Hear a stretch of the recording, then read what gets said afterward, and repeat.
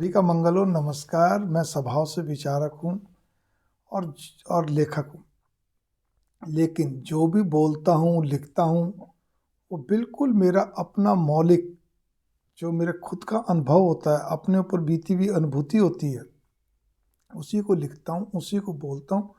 और वैसे ही मेरी काउंसलिंग रहती, दो टूक स्पष्ट। वो किसी को कटु लगती है, नहीं लगे, लेकिन उसका एसेंस अगर वो लेते हैं, अर्क जिसको बोलते हैं, उसका निचोड़ लेते हैं, निष्कर्ष, तो वो उनके लिए अच्छा ही रहता है। दूसरी चीज़, समाज के अंदर मैं सामाजिक सारी चीज़ में चलता हूँ, और उसमें भी विशेषतर किशोर बच्चों से नौजवान बच्चों को लिखता बोलता हूँ।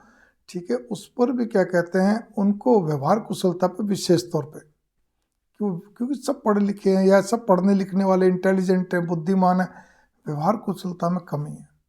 जीवन में पढ़ाई तो एक सीमा की तक रहती है, एक एवरेज में देखा है तो 25-26 साल का, तो फिर 25 साल के बाद तो उतरना ही पड़ता है मैदान में। और ज़्यादा पढ़ाई करो अलग बात है, 26, 27, 28, उसके बाद तो मैदान में उतरना पड़ेगा।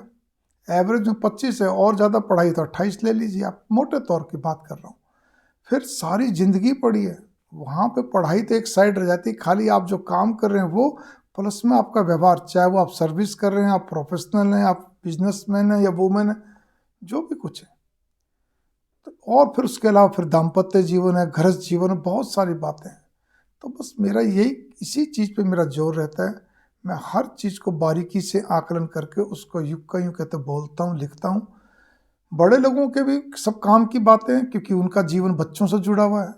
जिस समस्या का हल उनके पास दो टूक नहीं मिल रहा है, या दो टूक है बोल नहीं पा रहे, तो वो मेरी वीडियोस को या मेरे लेख को आगे कर सकते हैं। ठीक है, तो वो उनके लिए भी एक अच्छा है। मैं तो खुद ही कहता हूँ, माता पिताओं का 50% का सहयोगी तो मैं हूँ। जो बात वो बता नहीं पाते, कई बार तो व्यस्तताओं के चलते नहीं बता पाते हैं, या मौका है जब पार पड़े, लेकिन मैं तो बिना मौके से पहले बोल रहा हूँ ना, क्योंकि मेरे पास तो अनुभव सारे यही हैं, कुछ मेरी अनुभूति, कुछ अनुभव थी। तो माता पिता को चाहिए कि अपने बच्चों को क्या कहते हैं वैसी चीज़ भेजते रहें, करते रहें ये सारी चीज़ें। ठीक है ना, वो अपना भी सुनेंगे, देखेंगे, या कोई भी समस्या हो अपना मेरी वीडियो खंगालिए और उसको भेज दीजिए। मैं तो इतना ही कहूँगा, आपके लिए मैं 50% का सहायक हूँ, आपका भाई कहिए, कुछ भी कहिए, मित्र कहिए, जो भी कुछ हो। तो भावना बस मेरी इतनी सी है कि मेरा आकलन दो टूक कटु होता है, उसमें किंतु परंतु वाला कोई वो नहीं है कि कोई कह रहा है जी मेरे मेरे ये मेरे मन मुताबिक बोल दें या मेरे मन, ऐसा नहीं है।